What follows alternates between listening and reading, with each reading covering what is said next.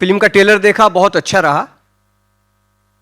हाँ, ट्रेलर देखा तो मैं ये जानना चाहता हूँ कि फिल्म देख करके कहीं आपको लगा कहीं पर कि मुझे भी इसमें एक्टिंग करनी चाहिए थी?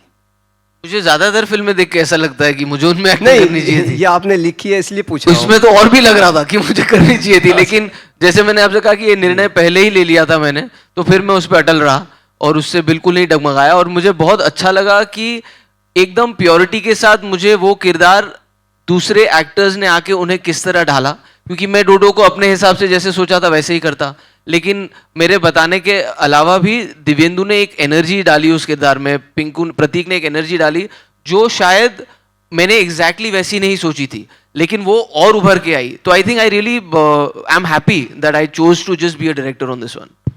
Hello. Hey guys, we can have more questions. Yes. Kunal sir, this side. Vishal Ambani here. Sir, being a director, this is something new we are going to see you.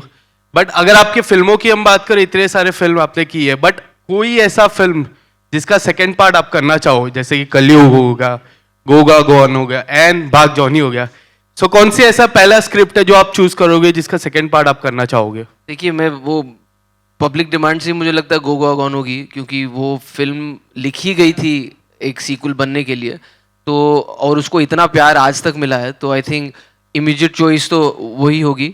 But मैंने बाकी फिल्मों में, क्योंकि उनकी कहानियाँ कभी ऐसे sequel के लिए लिखी नहीं गई थी, तो आई कांट से कि you know I would, I mean it will be great अगर कलयुग का एक इमेजिन किया जाए you know part 2, because it's one of my most favourite film, that was my first film. Otherwise other than that it will be Goga gone. एक और सवाल होगा सर, जिस तरह गोवा जाने का सपना हर बच्चों का रहता है, जैसा इस ट्रेलर में भी दिखाया गया है, बट अगर हम गोवा की बात करें, डार्क सीक्रेट्स काफ़ी सारे हैं, जैसा गोवा गॉन में भी एक डार्क सीक्रेट दिखाया गया था और इसमें भी एक डार्क सीक्रेट दिखाया गया था। Was there in your mind कि हम लोगों को और नॉलेज करें कि गोवा में एक्चुअल क्या होता है? एक्चुअली डार्क सीक्रेट की जब आप बात करेंगे, इसमें ऐसा कोई डार्क सीक्रेट है नहीं। इनके साथ एक घटना की अगर हम बात करें, इनके साथ एक घटना घटती है, और वो किस तरह से घटती है वो मेरे ख्याल से आज तक किसी फिल्म में उस तरह से नहीं दर्शाया गया है, और ये फिल्म उस बारे में नहीं है। इनफैक्ट इसमें मैं ये भी कहूँगा कि जैसा गोवा आपने आज तक देखा है, वो जानबूझ के भी वैसा एक्सप्लोर नहीं किया गया। वो थोड़ा अलग लगेगा आपको गोवा, वो शायद फिर आपको लगे अरे गोवा का प्रॉमिस था, ये वैसा क्यों नहीं है जैसा मैंने सोचा था, लेकिन उसका एक रीज़न है जो आप फिल्म में देखेंगे। बाकी जहाँ तक वो डार्क सीक्रेट की बात रही, तो वो उस बारे में फिल्म है ही नहीं। Hi Kunal, Shweta here from IWM Buzz. Hi. Hi. So Kunal, comedy movie में casting is a important part, तो आपका कितना इम्पोर्ट रहा कास्टिंग के लिए? Which character was important for you? उनको बोर्ड करना ये फिल्म में कितना इम्पोर्टेंट था और या टफ था? ऑल ऑफ देम बहुत बहुत इंपॉर्टेंट है मेरे लिए, क्योंकि यू नो आपने जो किरदार सोचे हैं उनमें जान डालने वाले हैं ये लोग। तो कहीं ना कहीं, जैसे मुझे याद है जब मैं ये लिख ही रहा था, सबसे पहला जो क्लियर इंसान मुझे उसमें नज़र आया था वो था उपेंद्र लिमय, क्योंकि उनके साथ मैंने ट्रैफिक सिग्नल में काम किया था, उनका बाकी काम भी मैंने देखा। तो जब मैं मेंडोजा तक पहुंचा तो उसकी चाल ढाल और वो सब मुझे वो पहले से ही दिख रहे थे। जब तीनों लड़कों की बात आई तो पिंकू के लिए सबसे पहले मैं प्रतीक का काम पहले से जानता हूँ, मुझे पता था अभी हर्षद मेहता आया है, अभी ये बहुत जल्दी टाइप कास्ट होने वाला है, इसको सब सीरियस काम देने वाले हैं, तो इससे पहले कि कोई और इसको कॉमेडी दे, I really wanted to get him, because I also wanted to get a Gujarati actor to play this Gujarati character in my film.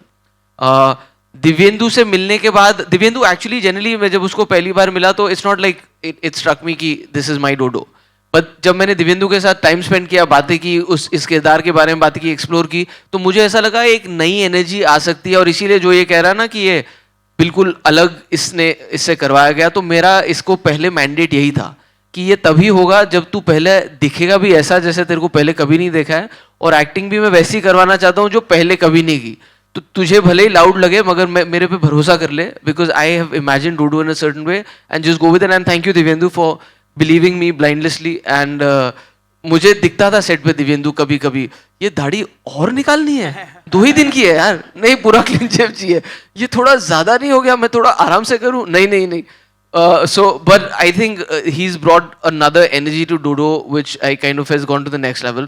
Avinash again, क्योंकि उनको अभी तक हमेशा सोलो लीड्स में और स्लाइटली यू नो बम्बई मेरी जान का किरदार हो गया या लैला मजनू हो गया, बहुत ही सीरियस और इंटेंस बिहार डायरीज में गैंगस्टर का character, So I really wanted to get him to do something light-hearted and also put him in a mix where he's with these other actors. And comedy, like I said, is all about action, reaction.